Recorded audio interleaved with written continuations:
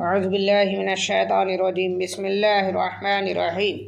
محترم ناظرین اکرام، پھر ہم آپ کے سامنے ایک وظیفہ لے کر آئے ہیں جو بہت شاندار وظیفہ ہے۔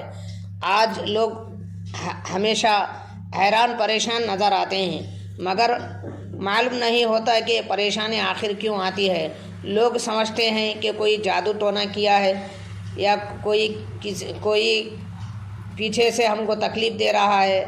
ایسی کوئی بات نہیں ہے، مگر یہ تکلیف آنے کی وجہ بس یہی ہے کہ جب انسان حد سے زیادہ گناہ کر بیٹھتا ہے، گناہوں میں مبتلا ہو جاتا ہے، تو تب جا کر انسان تکلیفوں میں اور حیرانی پریشانیوں میں گھیرا جاتا ہے۔ تو لہٰذا محترم بزرگوں، دوستوں اور ماں بہنوں، میں آپ کے لیے ایک ایسا بہترین وظیفہ لے کر آیا ہوں۔ بچہ ہی نہیں، اب ہر کوئی جوان بوڑھا اس کو بآسانی پڑھ سکتا ہے۔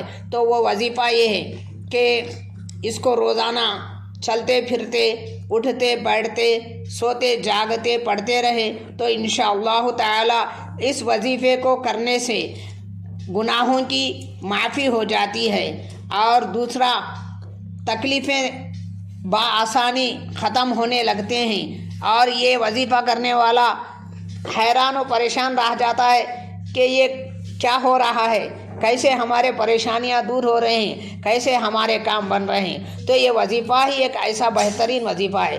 چلیے اب میں وظیفے کی طرف آگے بڑھ رہا ہوں، غور سے سنیے۔ اعوذ باللہ من الشیطان الرجیم بسم اللہ الرحمن الرحیم۔ استغفر اللہ ربی من کل ذنب و خطیۃ و اتوب الیہ۔ استغفر اللہ ربی من کل ذنب و خطیۃ و اتوب الیہ۔ اگر یہ آپ کو نہیں آتا تو کم از کم استغفر اللہ استغفر اللہ استغفر اللہ اس طرح پڑھتے رہے۔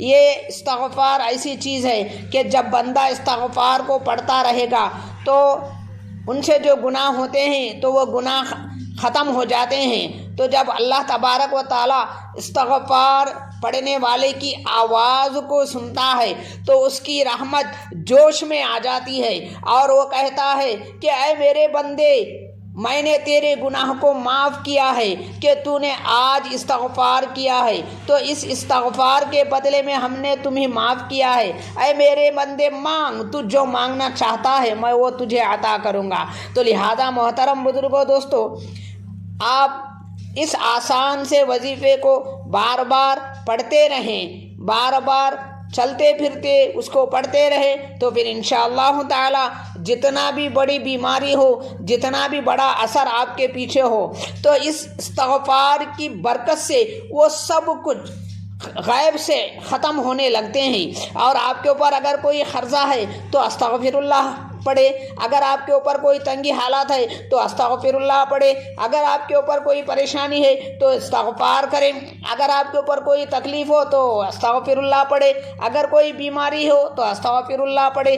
بس ہر قدم پر ہر تکلیف کی دعا اور دوا ایک ہی ہے، وہ ہے استغفار۔ تو لہذا پھر میں آپ کو بتاتا ہوں، غور سے سنیے۔ بسم اللہ الرحمن الرحیم۔ استغفر اللہ ربی من کل ذنب و خطیۃ و اتوب الیہ۔ اگر آپ کو یہ نہیں آتا تو کم از کم استغفر اللہ استغفر اللہ استغفر اللہ چلتے پھرتے، اٹھتے بیٹھتے، سوتے جاگتے پڑھتے رہیں۔ اگر آپ اتنا نہیں پڑھ سکتے تو کم از کم روزانہ 1000 کی تعداد میں، یعنی 1000 مرتبہ اس کو پڑھنے کی کوشش کریں۔ چلیے اب اللہ سے دعا ہے کہ پروردگار ہم تمام مسلمانوں کو صحیح معنوں میں استغفار کرنے کی توفیق عطا فرمائے، تمام تکلیفوں کو، تمام پریشانیوں کو دور فرمائے۔ وآخر دعوانا ان الحمدللہ رب العالمین۔ اس ناچیز کو دعاؤں میں یاد رکھیے۔ اللہ حافظ۔